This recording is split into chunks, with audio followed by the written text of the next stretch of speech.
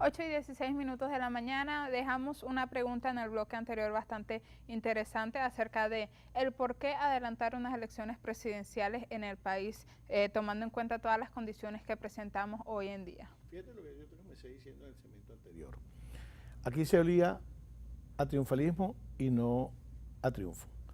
La oposición dejó en manos de la participación la posibilidad de ganar las elecciones 40-20. Resulta ser que estos ya tenían 25, la apreciación fue del 50 y no hubo la organización estructural para la defensa del voto. Porque la máquina está demostrada que si te produce el voto que tú hagas, te va a generar tu papeleta y no te cambia el voto. Pero lo que la máquina no puede hacer, que fue cuando se dio aquel resultado de la Asamblea Nacional Constituyente, cuando la gente que provee el servicio de la máquina dijo, yo lo que no puedo evitar es que si tú no tienes una vigilancia, una contraloría, el día de las elecciones no tienes ahí una defensa del voto, un tipo vote 6 veces por ti.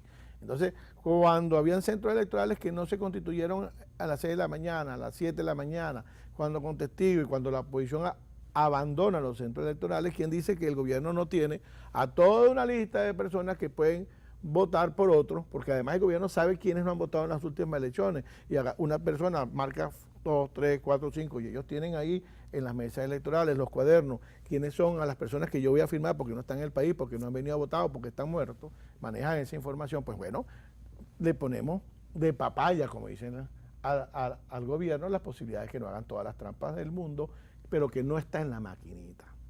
La trampa está en otras cosas, y entre otras, ¿en qué se beneficia el gobierno? En la poca participación. Entonces, te generan inmediatamente, como esto, ¿qué hicieron los partidos? Primero Justicia, Voluntad Popular, Acción Democrática. Escondieron la cabeza como el avestruz y dijeron no vamos al proceso electoral y no dieron razones. Pero es que no quieren justificar que no estaban organizados, que ellos no se organizaron electoralmente para la defensa del voto. Y esto generó entonces una abstención más fuerte, aunque ellos salieron con candidatos que aunque no tenían sus tarjetas, estaban su militancia. O sea que también una incoherencia de estos partidos. Por eso es que la gente los castiga, por la incoherencia en que han incurrido los partidos, y sobre todo estos partidos. Ahora bien, te convocan unas elecciones inmediatamente después porque el gobierno está aprovechando esa apatía, está aprovechando ese descontento, está aprovechando esa abstención. Entonces, ¿qué hizo después el gobierno? Convocó para febrero, a través de la Asamblea Nacional Constituyente y el CNE, porque ya están convocadas, las elecciones para diputados legislativos, regionales y para concejales, que están planteadas que sean en el mes de febrero. Y si eso es lo que le da resultado, ¿por qué va a cambiar? ¿Tú crees que la gente, ese diálogo que nos están llevando a República Dominicana nos están esmareando? No vamos a llegar a ningún acuerdo, y no vamos a llegar a ningún acuerdo porque las exigencias de la oposición no las va a conceder el gobierno, y las exigencias del gobierno no las puede conceder la oposición, porque además la oposición no tiene la capacidad de decirle a los estados que están haciéndole los bloqueos a Venezuela, no hagan más bloqueos. O sea, no tienen que pensar, porque esas son políticas internacionales, porque eso ya entra otro análisis que es el geopolítico, porque además aquí hay una guerra fría.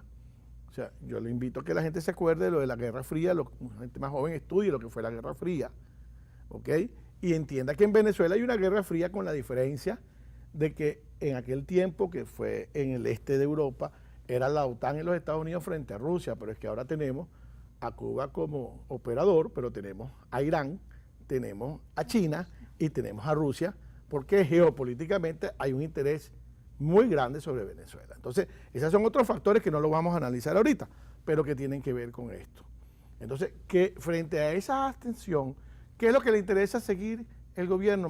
Manejándola, manteniendo, mareando la oposición con un diálogo y ¡pum! Te van a convocar las elecciones. Porque la ley dice que deberías convocarlas 6 meses antes, todos los procesos electorales.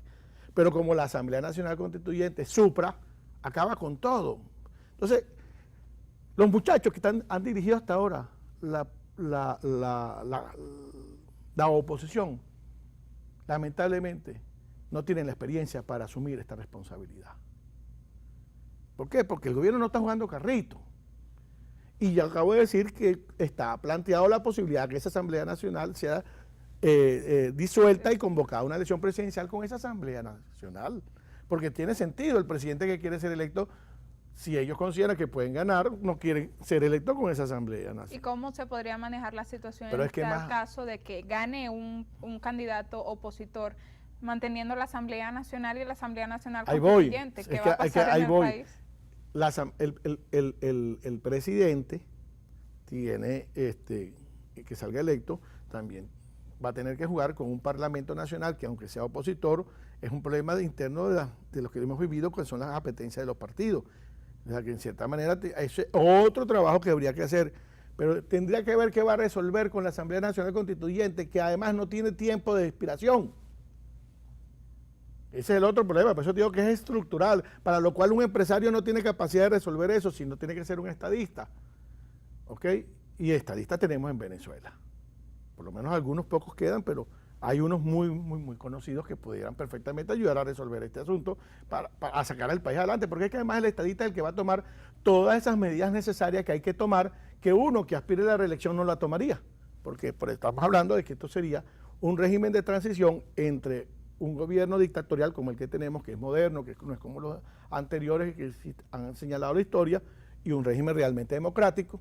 Y esa transición es la que va a ser ese periodo de gobierno, que para el cual lo mejor que podemos tener ahí es un Konrad Adenauer, un Patricio Aylwin, por decirte ejemplos, en Alemania y en Chile, dos grandes países que hoy en día, gracias a esos estadistas, hoy son lo que son. Entonces, en Venezuela tenemos estadistas, tenemos gente que reúne estas condiciones y que no necesariamente tiene que ser un empresario, pero sin duda alguna ese consenso se va a dar entre eso, entre escoger con esas condiciones que aplica entre un empresario y entre un estadista. Ahora bien, si esto le ha funcionado al gobierno, ¿por qué no lo repite? ¿Por qué no lo puede volver a hacer? Porque fíjate tú que una de las cosas que se están negociando en el exterior, en República Dominicana, en cuanto al CNE, es que se respete la ley de que las elecciones tienen que ser convocadas 6 meses antes. Cuando eso no debe ser discutido, porque eso lo establece la norma, lo establece la Constitución, las leyes electorales lo establecen. Vamos a discutir una cosa que ya está establecido. Entonces, ¿qué sucede? No nos puede agarrar el catarro sin pañuelo. No hay chance a primaria. Hay que construir un consenso. Hay que construir la unidad nacional. Este es el año decisivo.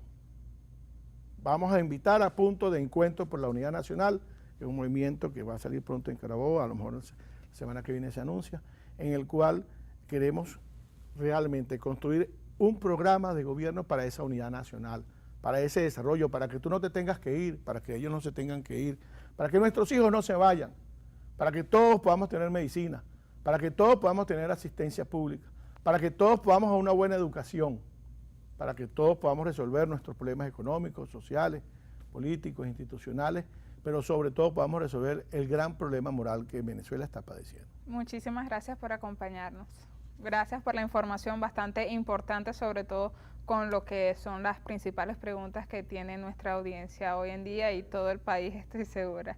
8:24 de la mañana fue Miguel Antonio Parra Jiménez, abogado, político, columnista de opinión, investigador en ciencias sociales, exdiputado, expresidente de la Asamblea Legislativa del Estado Carabobo para el año 1995 y 1996, ex juez temporal en instancia civil, actualmente miembro director de la Asociación Civil IFEDEC, capítulo Carabobo, y de la Junta Directiva de la Asociación Civil Soy Venezuela, con quien estábamos conversando importantes temas de actualidad nacional, abarcando todo lo que es política, economía, todos los problemas sociales, entre otras cosas. De esta manera llegamos al final del programa cuando son las 8:25. Nos despedimos. Quien les acompañó el día de hoy, Nasua López. Recuerden que si quieren comunicarse con nosotros pueden hacerlo a través de nuestras redes sociales. En mi caso, en Instagram pueden conseguirme como @LópezNasua y en Facebook como Nasua López. También las redes del canal en YouTube, en Instagram